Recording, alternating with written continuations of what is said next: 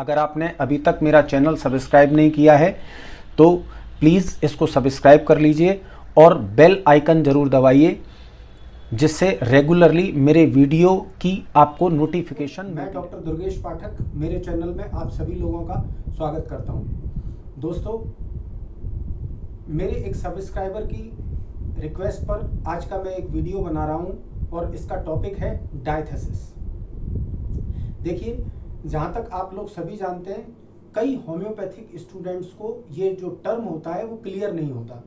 तो आज मैंने सोचा कि मैं आपको इस पर एक वीडियो दूं।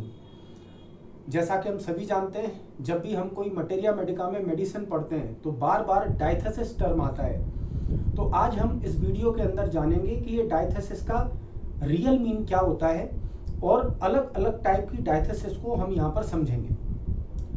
सबसे पहले डायथेसिस क्या होती है? दोस्तों, diathesis is a constitutional tendency to certain kind of pathology, disease and disorders.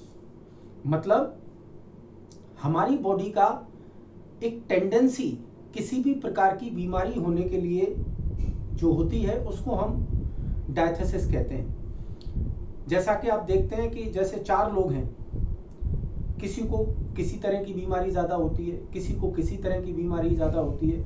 और ये सब क्यों होता है, वो इस बात पर डिपेंड करता है कि आपकी बॉडी का कॉन्स्टिट्यूशन कैसा है, आपके अंदर मियाज्मेटिक लोड कैसा है, उस पर डिपेंड करता है। तो basically diathesis is the tendency of a human body to certain kind of physical complaints. इस बात का विशेष ध्यान रखें, it is a tendency towards physical complaints, not mental. ये तो हो गई डायथेसिस का मीन।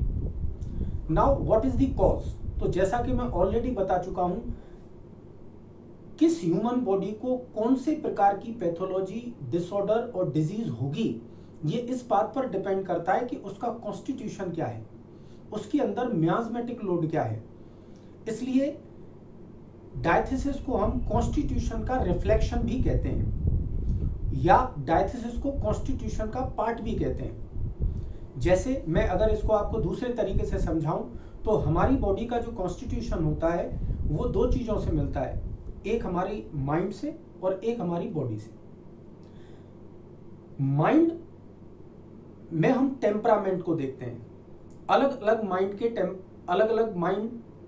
के टेम्परामेंट होते हैं। जैसे मैंने आपको एक वीडियो भी दी हुई है टेम्परामेंट पर, आप उसको देख सकते हैं। उसमें हम देखते हैं कि अलग अलग माइंड के लोग होते हैं जिनको हम अलग अलग टेम्परामेंट के लोग कहते हैं।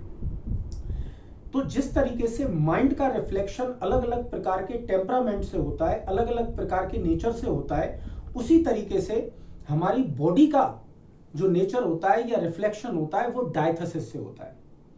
तो माइंड का रिफ्लेक्शन है टेम्परामेंट और बॉडी का रिफ्लेक्शन है डायथेसिस।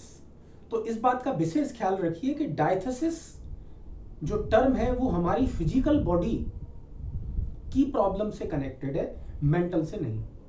ठीक है, अब हम बात करते हैं कि कौन कौन से टाइप की डायथेसिस होती है। तो दोस्तों, सबसे पहले आपने सबसे ज्यादा सुना होगा हेमरेजिक डायथेसिस। हेमरेजिक डायथेसिस का मतलब होता है tendency of haemorrhage. Tendency of haemorrhage का मतलब टेंडेंसी ऑफ अननेचुरल ब्लीडिंग्स। अब अननेचुरल ब्लीडिंग्स क्या है? देखिए, अगर आपने किसी को काट दिया, अगर आपने किसी को मार दिया और इंजरी हो गई और उसके कारण अगर ब्लीडिंग हुई तो ये डायथेसिस नहीं है। क्यों? क्योंकि इट्स ए नॉर्मल फिजियोलॉजी के अगर किसी को चोट लगेगी तो वहां खून तो निकलने वाला है। लेकिन अगर किसी को बिना किसी इंजरी के या स्लाइटेस्ट प्रोवोकेशन से ब्लीडिंग हो जाती है तो हम उसको ब्लीडिंग टेंडेंसी या हेमरेजिक टेंडेंसी कहते हैं। जैसे आपके पास कोई पेशेंट आता है, वो कहता है मुझे नाक से खून आना, मुझे बार बार नाक से खून आता है, मुझे लैट्रिन से भी खून आता है, मुझे, अगर वो फीमेल है और कह रही है कि मुझे पीरियड्स भी ज़्यादा आते हैं, तो आपने क्या देखा कि 3 सिस्टम्स पर उसको ब्लीडिंग ज़्यादा हो रही है, तो अपन उसको हेमरेजिक टेंडेंसी या हेमरेजिक डायथेसिस नोट कर लेंगे, जो कि उसकी फिजिकल बॉडी का एक करेक्टर होगा। ठीक है, ये हो गया हेमरेजिक डायथेसिस। इसके बाद आपने सुना होगा ट्यूबरकुलर डायथेसिस। ट्यूबरकुलर डायथेसिस का मतलब है टेंडेंसी ऑफ ट्यूबरकुलोसिस और ट्यूबरकुलर लाइक डिजीज। इसका मतलब ऐसे लोग जिनको टीबी कई बार हुई है या टीबी जैसे लक्षण कई बार आए हैं या बने रहते हैं, हालांकि उनको टीबी डायग्नोज नहीं होती पर उनको हमेशा लक्षण बने रहते हैं, जैसे पतले दुबले हैं, खाते भूख नहीं लगती, उनकी ग्रोथ नहीं होती है ना, बार बार सर्दी खांसी हो जाती है, हल्का हल्का फीवर बना रहता है, लेकिन जब हम जांच कराते हैं तो टीबी जैसे लक्षण तो मिल रहे हैं हमको, लेकिन टीबी नहीं निकलती। तो अगर किसी को टीबी होती है या टीबी जैसे लक्षण होते हैं तो हम उनको ट्यूबरकुलर डायथिसिस कहते हैं, जो कि हमारी बॉडी में ट्यूबरकुलर मियाज्म के कारण होती है। ठीक है, तो मैंने 2 डायथिसिस आपको क्लियर कर दी। इसके बाद आती है रूमेटिक डायथिसिस। रूमेटिक डायथिसिस का मतलब है जब किसी की बॉडी में पेन्स की टेंडेंसी है, कभी कहीं पेन हो रहा है, कभी कहीं पेन हो रहा है, कहीं पेन हो रहा है। जैसे आपने देखा होगा, आप जब पैथोलॉजी पढ़ते हैं तो rheumatoid arthritis, rheumatic arthritis, गाउटी arthritis, मतलब किसी भी प्रकार, चाहे बीमारी का नाम कोई भी हो, लेकिन एक ऐसा मरीज जो पेन्स की बहुत शिकायत कर रहा है, तो अपन उसको, चाहे वो मसल पेन हो, चाहे वो जॉइंट पेन हो, चाहे बोन पेन हो, तो हम उसको रूमेटिक डायथिसिस के अंदर डालेंगे। मतलब उसकी टेंडेंसी पेन के लिए है, उसकी बॉडी में पेन्स की शिकायत रहती है। ठीक है, स्क्रोफुलस डायथिसिस।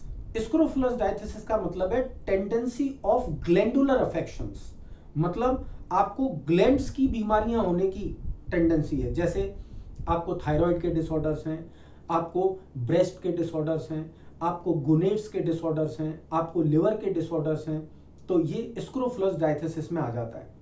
ठीक है, अब इससे ही मिलती जुलती एक लिम्फेटिक डायथिसिस होती है।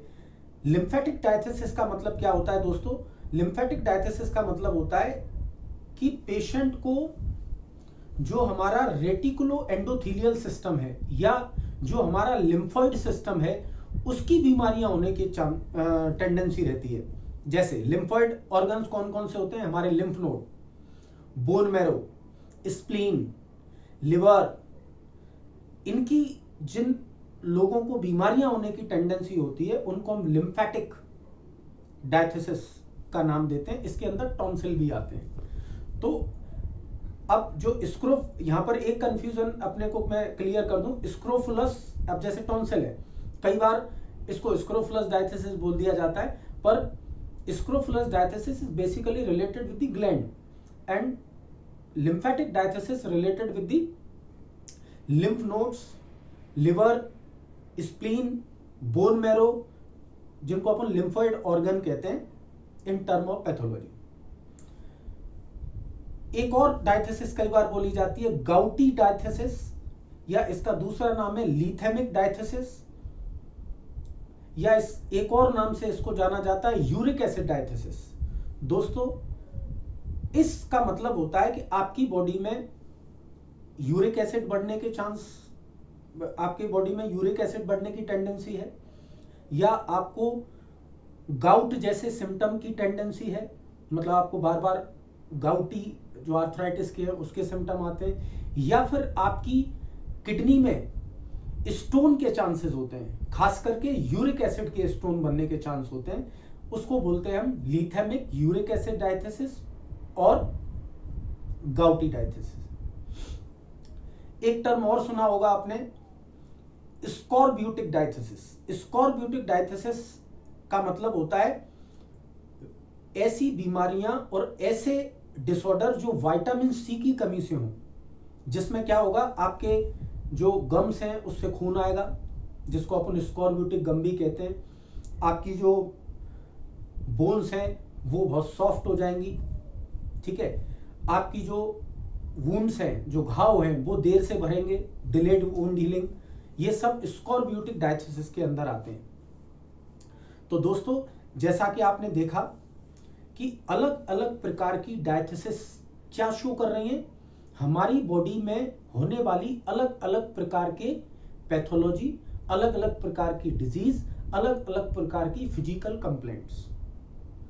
तो जहां तक मुझे लगता है अब आपको ये बात समझ में आ गई होगी कि डायथिसिस क्या है। मैं एक बार फिर इसकी डेफिनेशन बता रहा हूं। It's a constitutional tendency towards certain kind of pathology, disease and disorders which is related with the physical body, not the mind.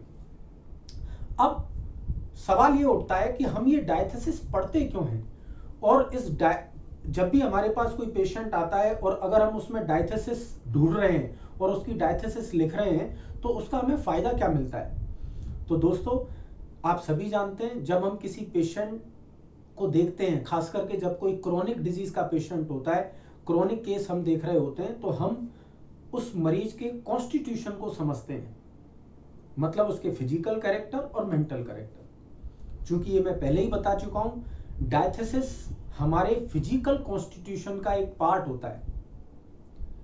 तो अगर हम किसी पेशेंट की डायथेसिस लिखते हैं, जैसे हमारे पास कोई पेशेंट आया, हमने उसमें लिखा कि इसमें हेमरेजिक डायथेसिस है, इसमें स्कॉर्ब्यूटिक डायथेसिस है, तो इससे हमको उस मरीज के कॉन्स्टिट्यूशन को पहचानने में हेल्प मिलती है, जिससे हम उस मरीज की सिमिलियम ढूंढ पाते हैं। तो डायथेसिस काय में हेल्प करती है? To find out constitution and similimum to the patient. तो दोस्तों, जब भी आप कोई मरीज देखें तो उसके अंदर देखिए कि कौन सी वो पैथोलॉजी है जो उसके अंदर ज्यादा मिल रही है, बार बार आ रही है या उसको बनी रहती है, वो उसकी डायथेसिस होगी, जो कि हमको उसका कॉन्स्टिट्यूशन पहचानने में और उसकी दवाई निकालने में, मेडिसिन सिलेक्शन में हेल्प करेगा। आशा करता हूं आपको मेरा ये वीडियो पसंद आया होगा। मेरे चैनल को ज्यादा से ज्यादा लोग सब्सक्राइब करें, शेयर करें और मेरे वीडियोस को लाइक करें। दोस्तों,